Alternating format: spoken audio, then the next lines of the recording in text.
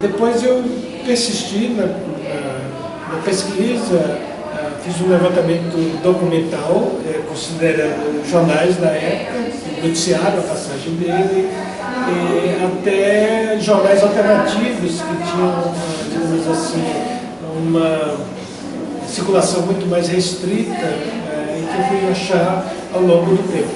Eu fiz, ao longo da pesquisa, uma série de entrevistas com pessoas que tiveram relacionadas a Michel Foucault, a sua passagem aqui na Bahia. Sobretudo eu consegui fazer entrevista com aqueles que foram os editores, tradutores e editores do texto As Malhas do Poder. Foi originalmente publicado aqui no Brasil, depois posteriormente publicado na Argentina e por fim chegou ao Dupécry, da edição francesa, mas naquele momento da pesquisa o que eu estava tentando dirimir era sobretudo como foi estabelecido esse texto.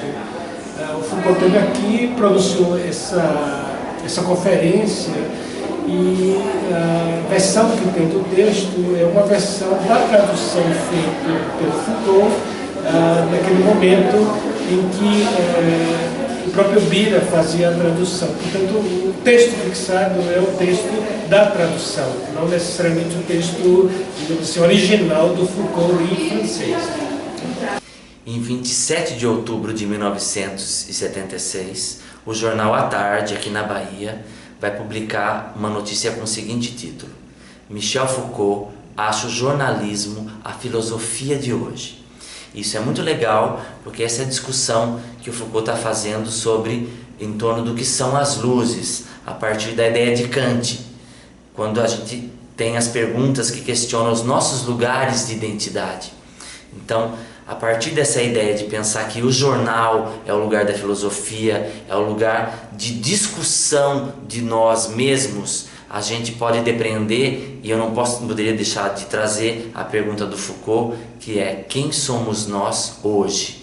Então, é nesse momento Foucault atribui a toda a veiculação impressa, ao jornal, esse lugar de questionamento de quem somos nós e esse lugar de identidade.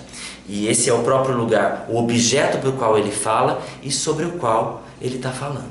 Acho que na época eu consegui levantar os registros, tanto documentais, no sentido daquilo que foi publicado na imprensa, quanto aos parcos registros fotográficos que foram feitos na época sobre a passagem do Foucault aqui, e fiz algumas entrevistas, uma feita com o Roberto Machado, que era o acompanhante primordial de Foucault. Na verdade, Foucault chega antes, o Roberto vem encontrá-lo e depois eles seguem para Recife.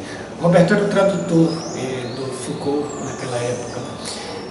Fiz entrevista também com o Birajara Rebouça, que tinha sido tradutor das conferências de Foucault, e também fiz entrevista com o Marcos do Rio, que tinha sido o editor da revista Barbárie, que é uma pequena revista anarquista que vai veicular o texto de Foucault em duas partes, quer dizer, o registro que se fez da palestra dele. Ele foi crescendo porque outros grupos de anarquistas, libertários nos outros estados fizeram a mesma coisa. A estrutura do jornal é que era mais interessante para nós, que foi uma prática realmente de autogestão, sem censura, sem grupo editorial para estabelecer regras ou ver os artigos, selecionar. Não era assim que funcionava. O que funcionava é que o jornal tinha tantas folhas, as pessoas que vendiam o jornal eram pessoas que mandavam os artigos assinados, e o jornal publicava sem a menor forma de censura. Isso funcionou, interessante, funcionou muito bem.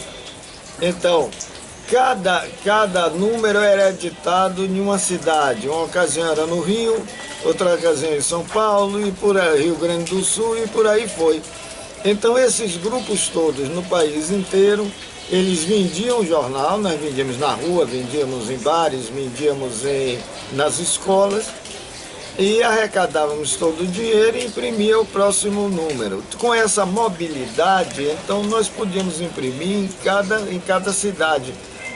A cidade que pudesse imprimir mais barato é onde nós imprimíamos e mandava para os núcleos todos ligados ao jornal.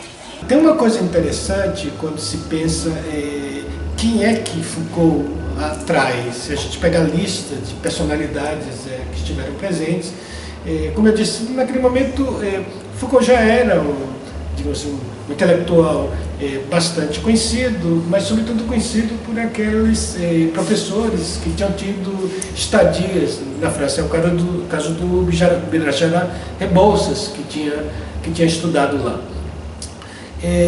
O Foucault atrai todo tipo de intelectual. Rubem de Pinho, que era um grande psiquiatra, Estácio de Lima, que era um antropologista, o Pedro Agostinho está lá também, que foi diretor daqui do museu, que mais o Tales de Azevedo, tá? Quer dizer, toda a intelectualidade da faculdade acorre para ver a palestra de Foucault. E ocorre também o que, digamos assim, gera de fato uma consequência muito proveitosa para a filosofia e para a faculdade de filosofia e para o próprio Foucault, que são os jovens anarquistas daqui da Bahia. Então não é por acaso que o texto dele vai sair justamente nessas revistas anarquistas, sair em duas partes, na revista Barbárie, e parte sai no jornal Inimigo do Rei, que era um jornal anarquista também local e com muita expressão.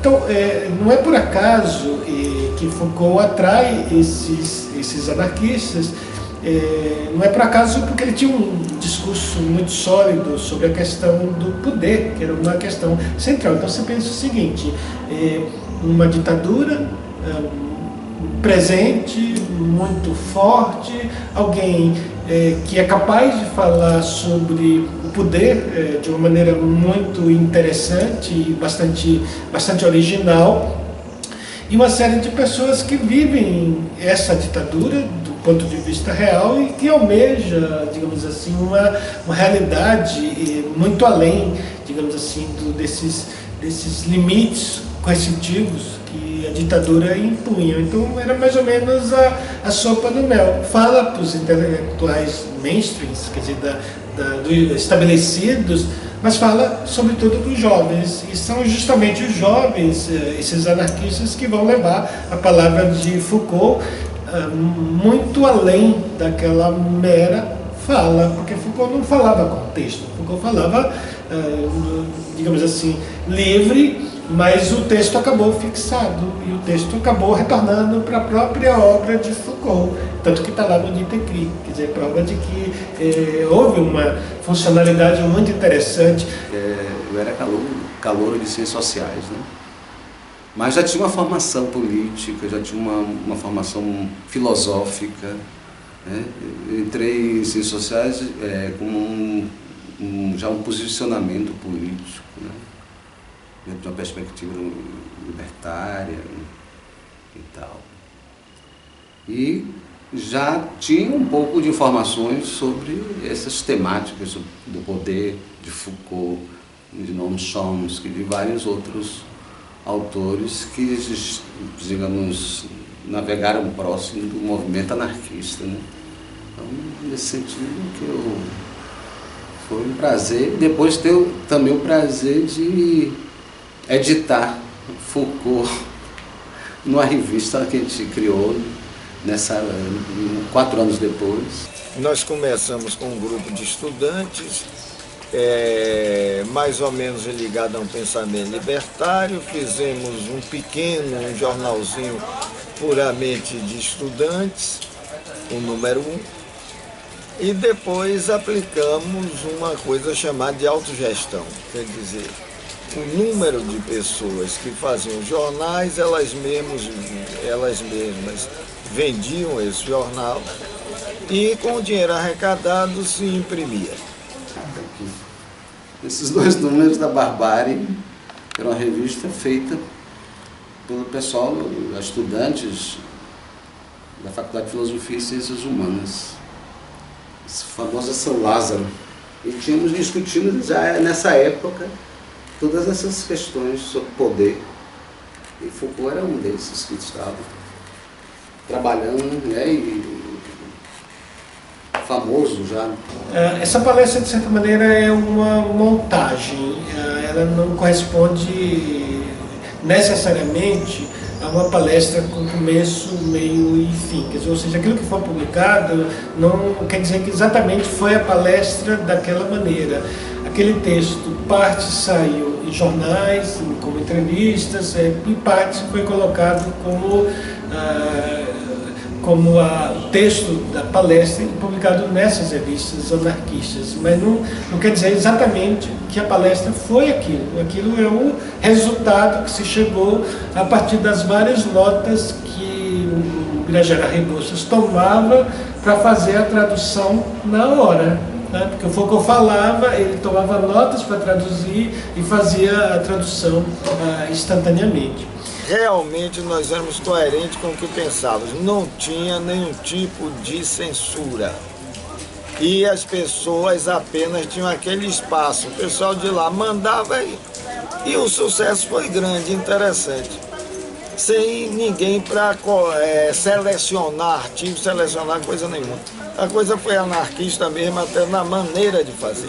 Na Barbárie, as Malhas do Poder, que foi a palestra de Foucault aqui na Faculdade de Filosofia, eles assistiram a palestra e um professor que traduziu deu o texto para eles publicarem.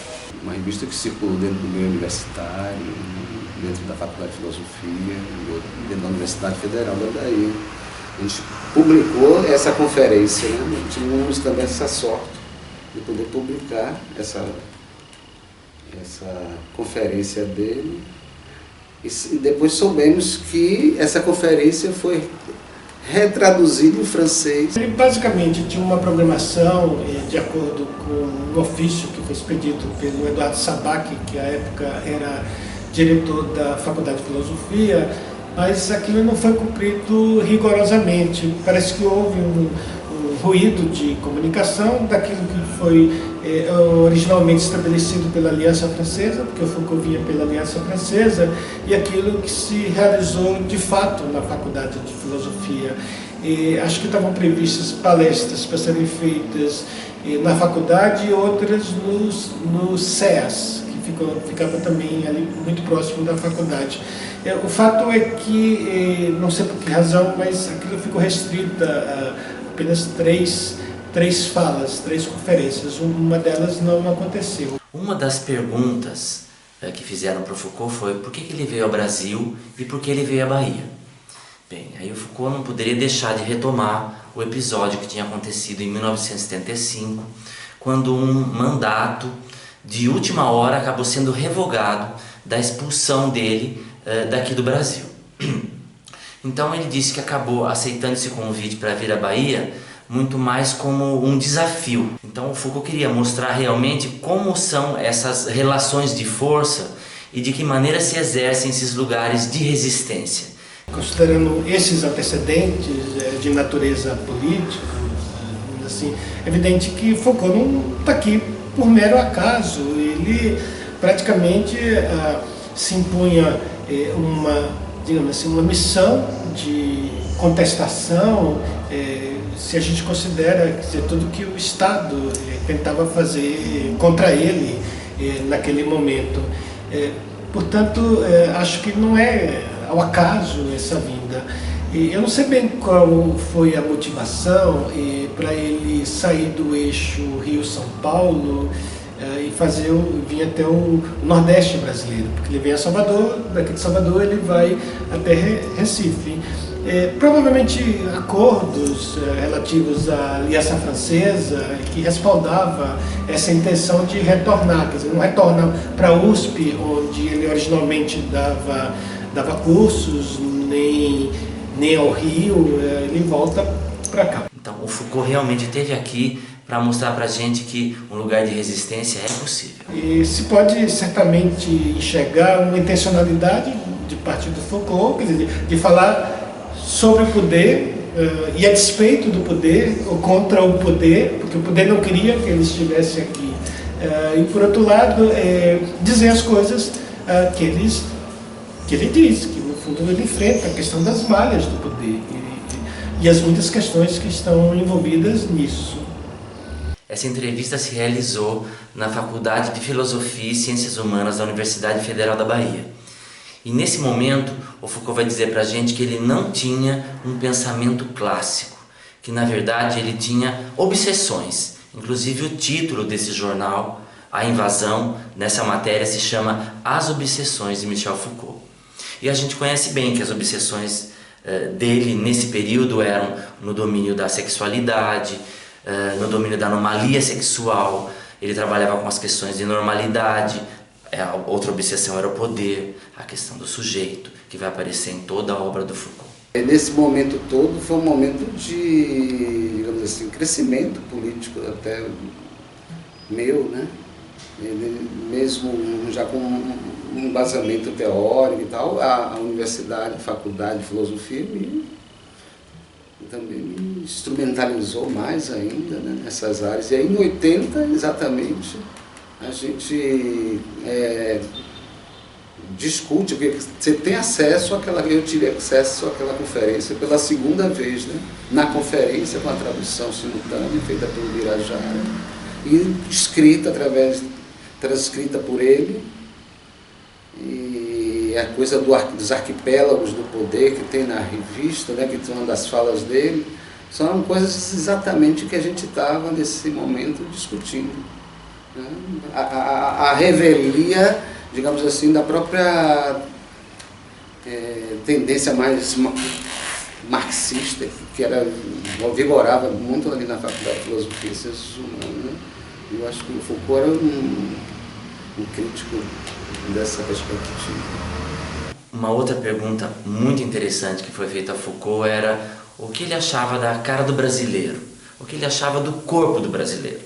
E o Foucault começa essa resposta rindo e se justificando, porque na verdade ele não estava pensando o corpo do brasileiro enquanto lugar de expressividade, mas nas suas relações de força. E é nesse momento que ele fala justamente do jogo de capoeira. Ele diz que é um jogo simbólico, mas que ao mesmo tempo em que é o jogo simbólico, a representação da reafirmação do corpo nesse jogo é um exercício de poder por meio da força física. E ao falar de jornalismo nesse momento de opressão da ditadura, ele solta uma frase muito bacana. Ele vai nos dizer: a liberdade nunca é demais.